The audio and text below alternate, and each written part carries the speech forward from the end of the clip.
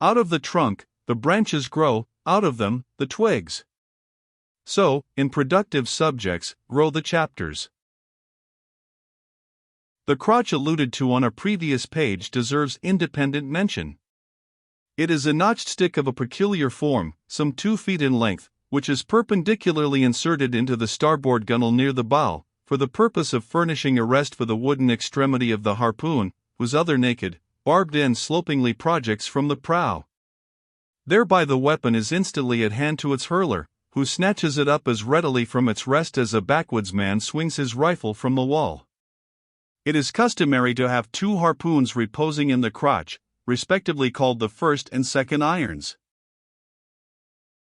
But these 2 harpoons, each by its own cord, are both connected with the line, the object being this: to dart them both, if possible, one instantly after the other into the same whale, so that if, in the coming drag, one should draw out, the other may still retain a hold.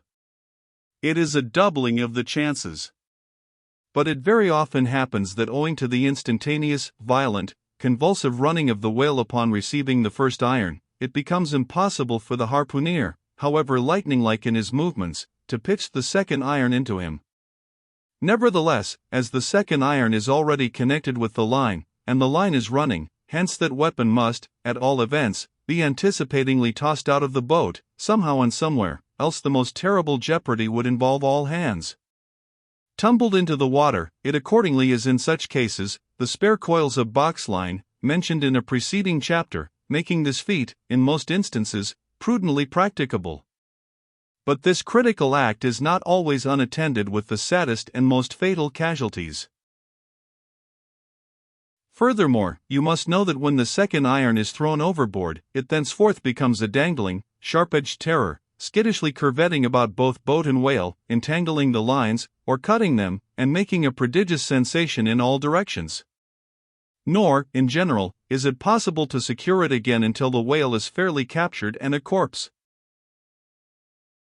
Consider, now, how it must be in the case of 4 boats all engaging one unusually strong, active, and knowing whale, when owing to these qualities in him, as well as to the 1,000 concurring accidents of such an audacious enterprise, 8 or 10 loose second irons may be simultaneously dangling about him.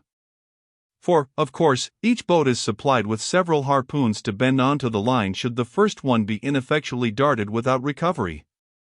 All these particulars are faithfully narrated here, as they will not fail to elucidate several most important, however intricate passages, in scenes hereafter to be painted.